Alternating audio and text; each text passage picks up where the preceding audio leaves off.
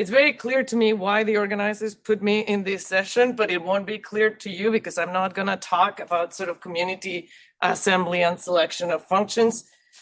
I'm going to talk a little at a different level because I've been thinking lately a lot about temperature, and I would argue that we really don't understand how temperature affects cells. We, to some extent. And so just that I'll say things we might not know. And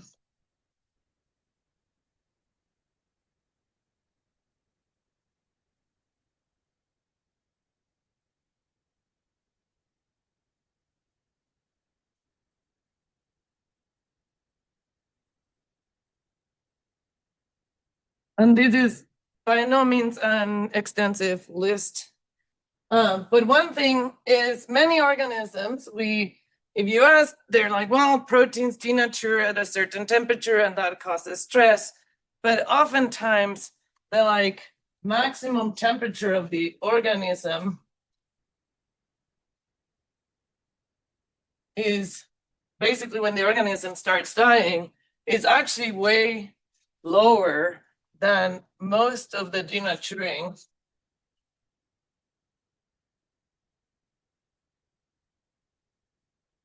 So, for example, for many of the organisms I'm going to be talking, they're struggling to get past 42, and yet we see sort of 50, 60 degrees Celsius, their proteins.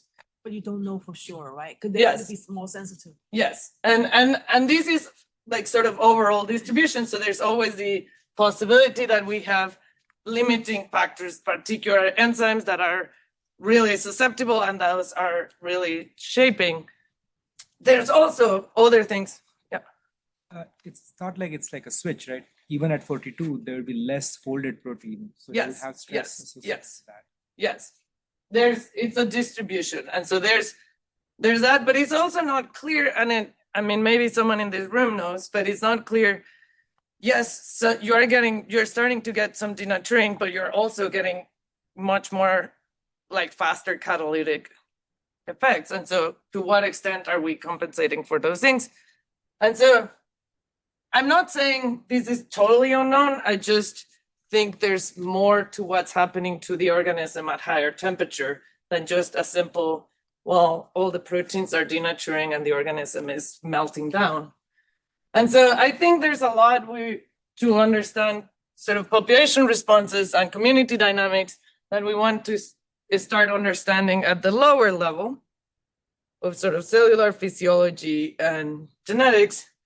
And I think integrating information at these different levels can help us better understand and predict ecological and evolutionary dynamics, or at least that's the goal. And so if I have time, I'll talk a little bit about how temperature, shape, and metabolism affect community assembly dynamics. But I'm going to start with some sort of work we have started on cellular and population responses to temperature.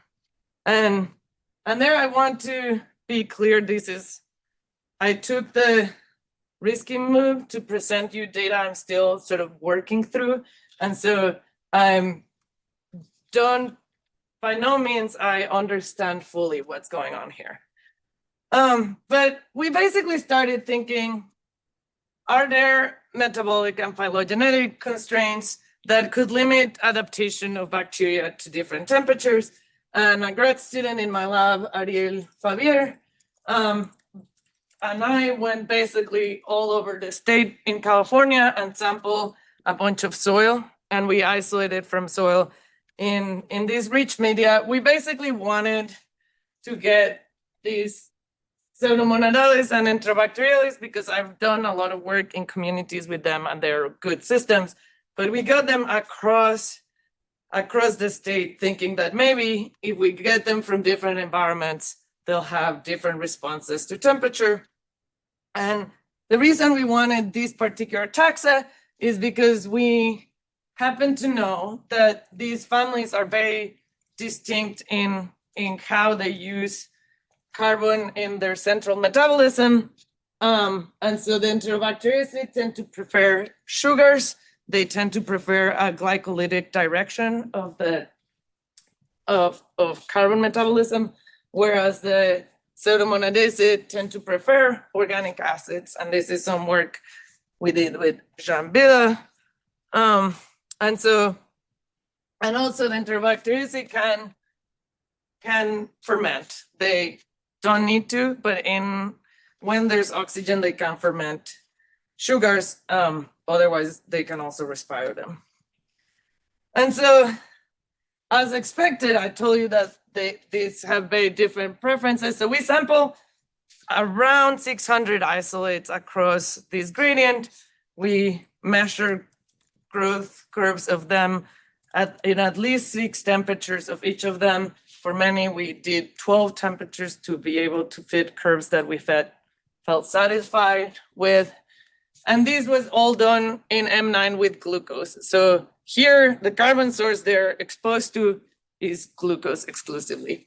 And so as expected, their maximum performance, the Enterobacteriales, I told you they prefer glucose, they still do. They grow better in glucose than the Pseudomonadales.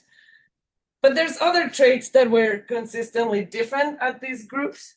The optimal temperature was slightly higher for the Enterobacteriales, and so was the CT max, so the maximum temperature at which we have growth.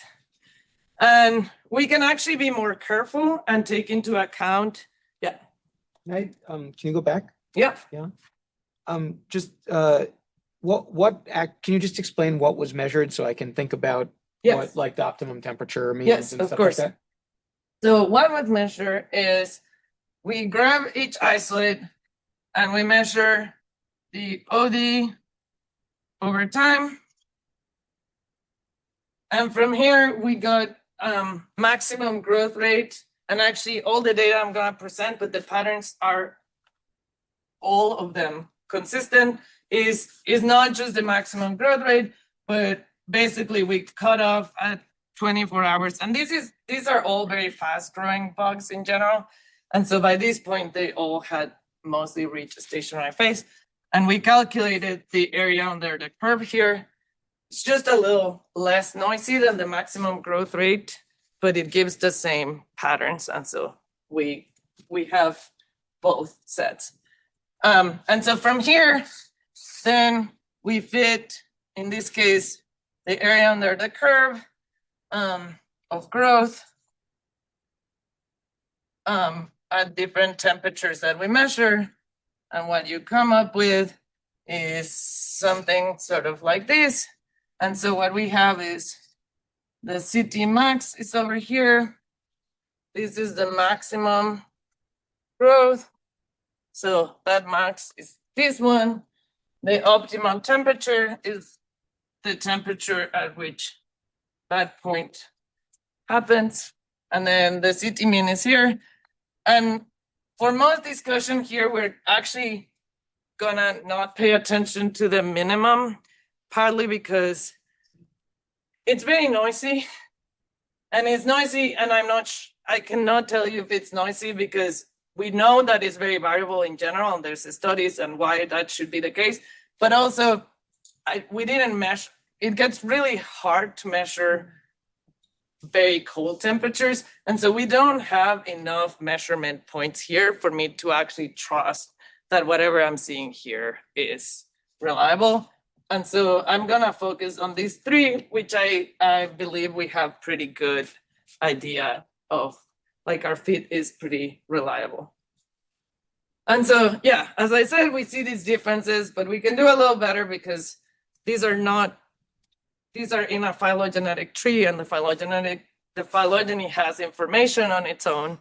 And so what we see is that the maximum is conserved at the order level. So here the error bars are basically the expectation if things moved independently of the tree. And then we can see if there's more grouping than we would expect otherwise, and at what level. And so the order is related to the sort of differences in max growth. Again, these pseudomonas and enterobacteria grow very different in glucose. And the Ct max is different at that level too, whereas the optimum temperature is actually different at the genus level. And so then what we did is we can try to wrap on, we have a lot of environmental conditions that are different between these places. This is not, I'm used to lab work where I control all these things, and these places, you know, yes, they vary in temperature, but also in precipitation and in variability and all these things. And so to try to get a handle of that, we need a PCA, and luckily for us, basically precipitation did not matter in separating these sites. And which is surprising because this is California. You would think it really mattered, but it didn't. What really mattered was two axes that mostly were one along this PC1, we have temperature variability. And along this PC2, we have temperature mean. And so things like the interannual temperature range, all sorts of measures of variability are moving along these axes. And then the average temperature, the minimum temperature are moving along the PC2 axis. And so that actually is surprisingly convenient because it lets us also separate in sort of different groups. We have sites that are cold and stable, cold and variable, hot and variable, and hot and stable. And so we can look at different things. We can also look at how much each PC contributes to our different thermal traits. And I'm not going to talk much about that, but we do see that they contribute.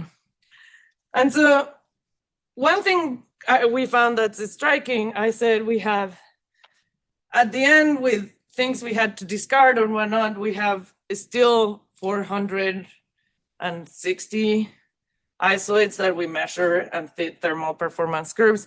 And our variance in Ct max is extremely low. And actually overall, above 40 degrees, we have almost no growth across all of these isolates, no matter if they come from the desert or they come from the Northern California coast. And so this is a sort of simplification of these curves where we can just pay attention of these sort of main traits. And what we see, the sort of circle is the variance. And especially in hot variable climates, which were the ones that tended to have the maximum thermal optima, we see that there's basically no variation, suggesting that maybe we're kind of hitting a wall of some kind. It could also be that it's being selected, and so therefore we're losing variation. We see a lot of variation at the maximum, that there's a lot of movement in the curves there, and as I said, in the minimum, but that's clear. So above 40, if you put the cells above 40 for a while and then return them to lower temperature, they can still grow, or are they dead? So we haven't done exactly that. We have done we're now working in an evolution experiment where we basically did a morbidostat, but with temperature. And it has a fail-safe that if they don't grow for a while, we go back to lower temperature and let them grow back. And in that case, after 40, they grow a little bit, but they don't fully, like the growth rate is much lower. So I do think we are getting sort of increased mortality somewhat. And then after like 45, they just don't come back really.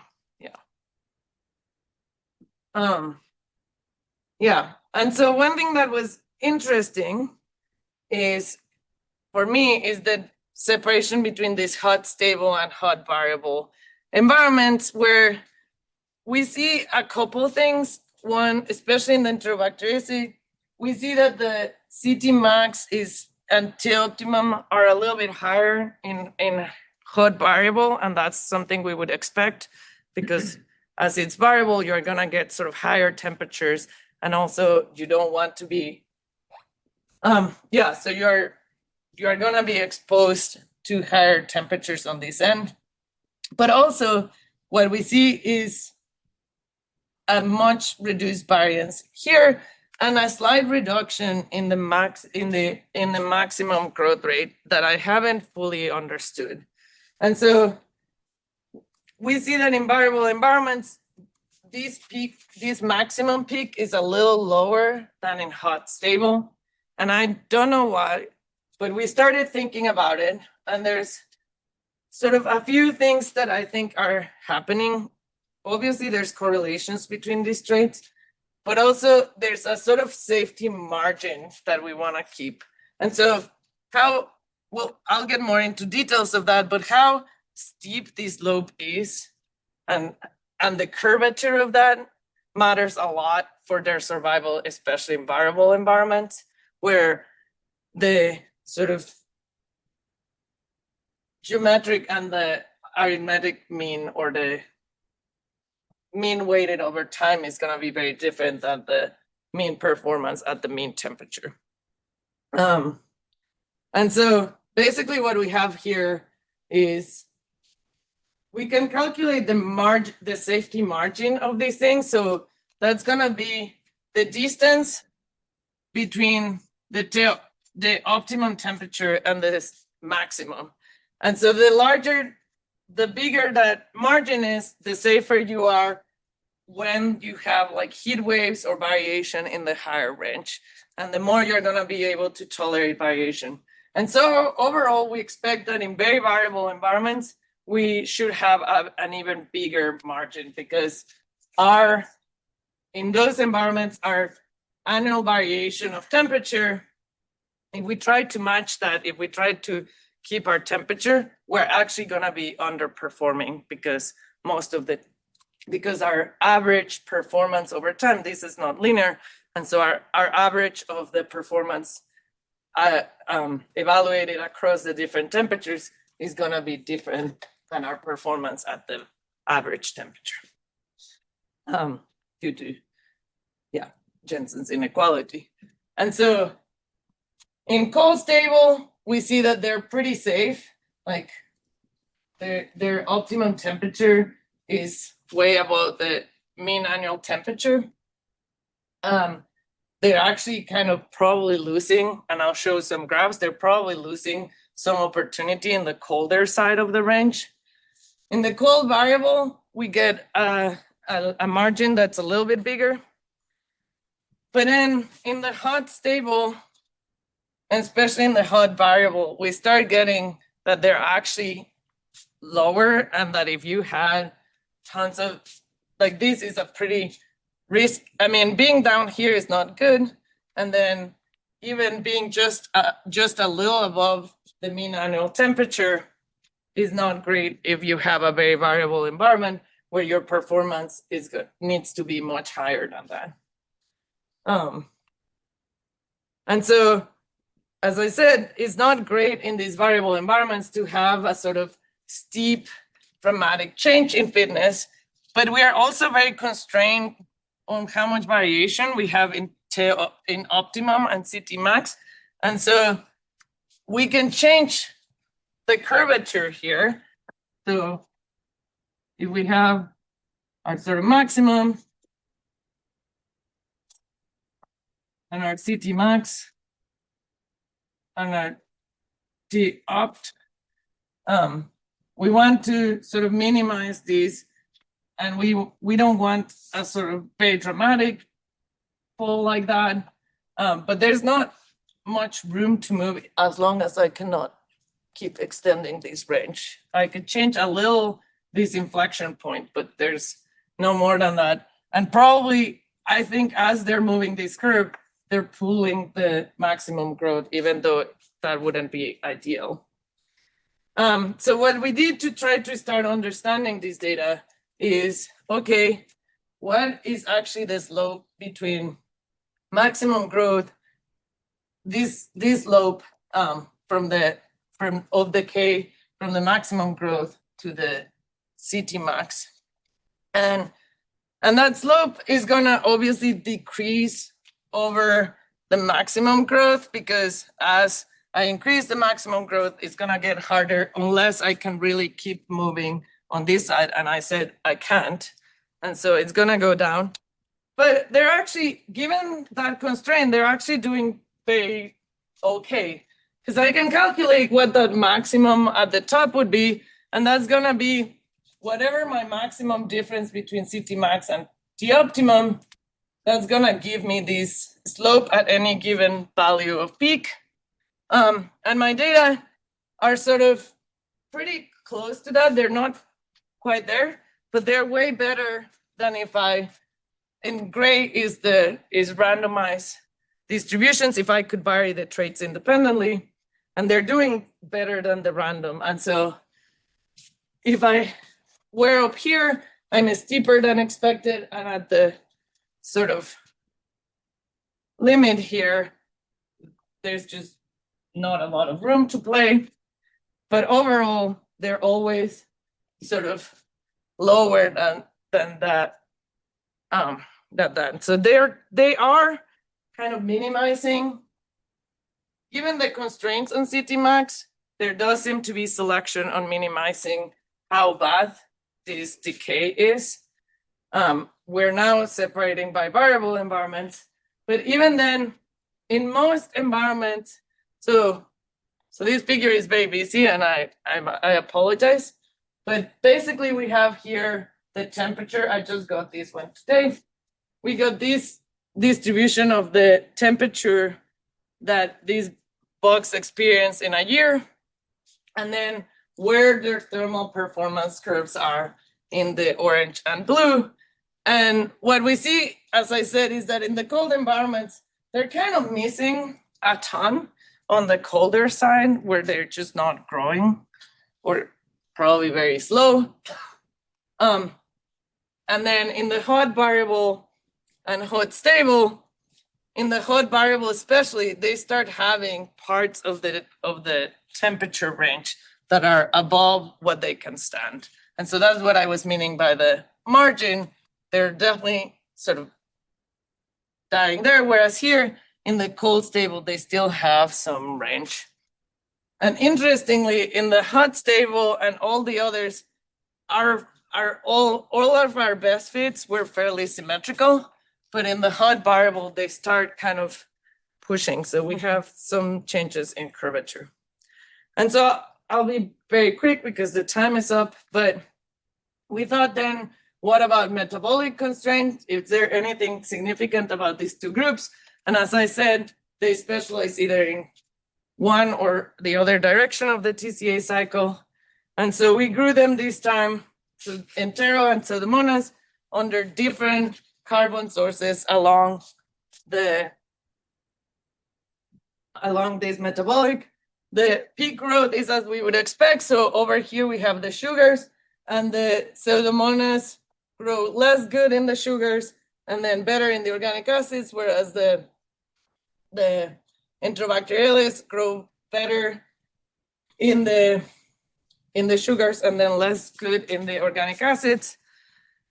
But interestingly, the optimal temperature does not change for the pseudomonas across different carbon sources, but it does slightly, but significant for the Enterobacteriaceae. And interestingly, there's a couple groups where that change is quite dramatic, over 4 degrees. And part is interesting in these cases, these are just examples, but in these cases, basically the better you grow on a carbon source, the smaller your thermal performance is, and then the worse you grow in that carbon source, the higher your thermal optima is. And so we have, well, I think I'll leave it by that. But basically we have this really cool thing where different parts of the geometry of these curves seems to be shaped by different constraints. And so we have the optima and the maximum growth have to do with the phylogeny and their substrate. And then climatic variables seem to be shaping a little bit the optima, the CT max, and less clear the CT min. But the other thing is that the optimum and the maximum have more variation, and we're seeing pretty constrained distribution at the upper end of our thermal performance. And with that, I'll take questions.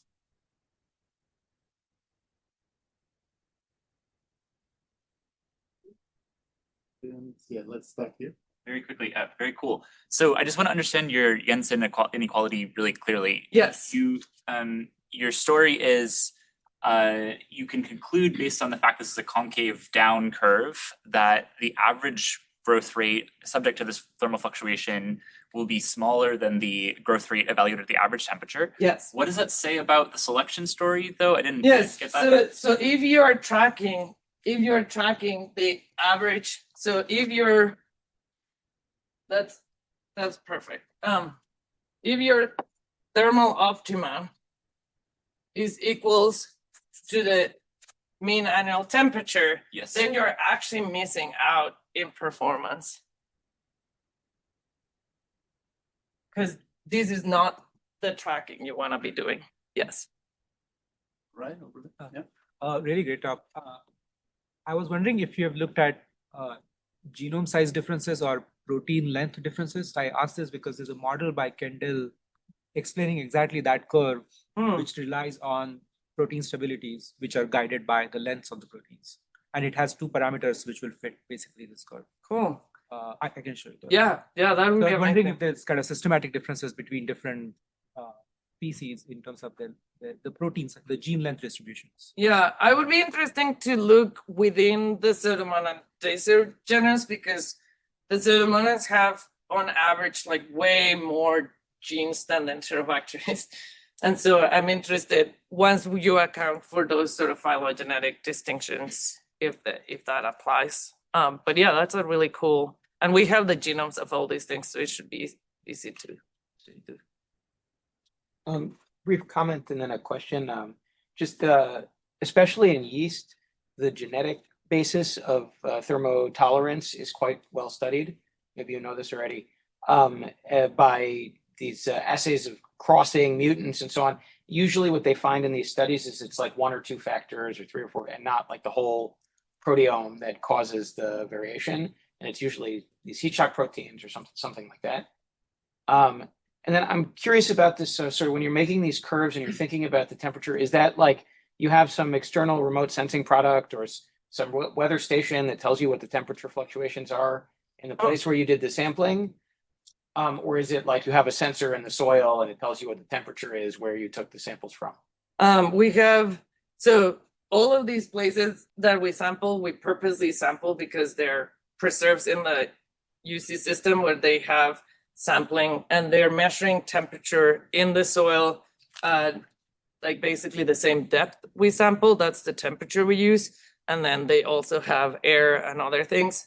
And we use actually, to get the average variation and things like that, we both use just the year, the months before we sample, and we also took a like 5-year average to get a better sense of what the usual variation they experience in that area is. And so that's how we did it. And in terms of the yeast, yes, what's interesting is that there's mechanistic and there's a bunch of evolution experiments where they evolve to higher temperatures, and you always get these sort of big factors like RPOB and things like that. And so there are sort of global regulators that affect responses to temperature, but it's not clear to me that the fact that those can rescue your response means that that's what was killing you in the first place. And so I think there's still sort of a gap there. Yeah. Right, maybe one last question and then. Yeah, really nice talk. I wonder, have you thought about what these bacteria are optimizing over like the entire year where there's temperature fluctuations? Could you run an experiment where you compress a year into a day and have temperature changing associated with spring, summer, fall, winter, and ask, do you see a clear fitness advantage of some bugs in certain climates that they've lived in versus others? Yeah, so no. And I mean the biggest problem is these things are in soil I actually don't know what they're doing in the soil. We do know that these particular taxa tend to associate with plants. And so we also corrected the temperature by the months where there's plant growth, thinking that maybe those are the months they're growing. And we get sort of, it actually didn't make a difference. I thought I was very, very smart by doing that, and it didn't affect anything. But so we don't know what they're doing in the environment. And I do think in certain environments, in the hot environments where we tested, many of them are sort of very dry a big part of the year. And I do think at those points, they're probably not growing. So it's not clear what temperatures they actually are experiencing. That being said, we are trying to do the experiment you're saying, but sort of simulating it. So because we have these times over the years and we know their performance, at least in the lab, in these particular carbon sources, we can sort of calculate what would their fitness integrated over a year would look like, or something like that. And so we're starting to do that and sort of virtual reciprocal transplants between areas.